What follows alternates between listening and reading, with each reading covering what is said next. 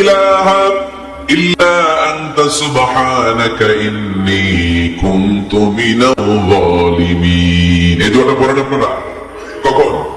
তুফান ছুটলে কখন পড়েন আপনারা ইউসুফের খিলে দোয়াটা? আমাদের এলাকায় গ্রাম বাংলায় আমরা দেখছি তুফান ছুটলে পড়ে। বজ্রপাত, বজ্রপাতরে কি বলেন আপনারা? খাড়া।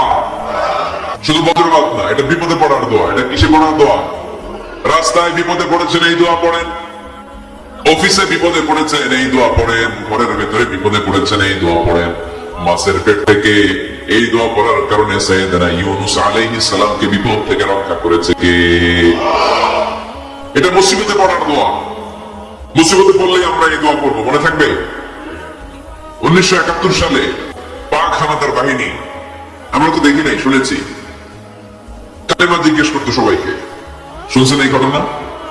বলতো কালেমা বল, যদি বলতে পারতো ছেড়ে দিত। যেহেতু পাকিরা ছিল মুসলমান, হিন্দু ভাইদেরকে ওরা শুট করতো, হিন্দু টের পাইলে গুলি। তো এক বাঙালি মুসলমানকে ধরে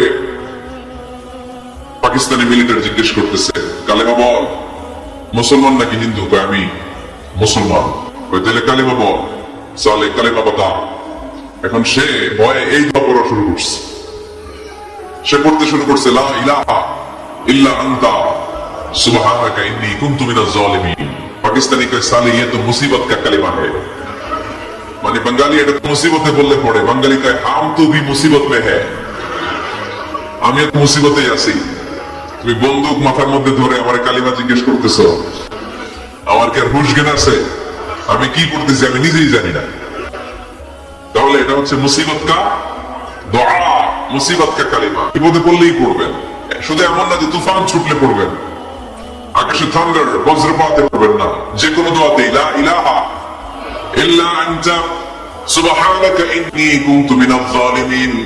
লা ইলাহা, কোন মাবুদ নাই, ইলাহা নাই, ইল্লা আনতা, আল্লাহ তুমি ছাড়া কোনো উপাস্য নাই, সুবহানাক তুমি পবিত্র, ইন্নী কুনতু মিনাজ জালিমিন আমি জালিমদের অন্তর্ভুক্ত। ঠিক কি না?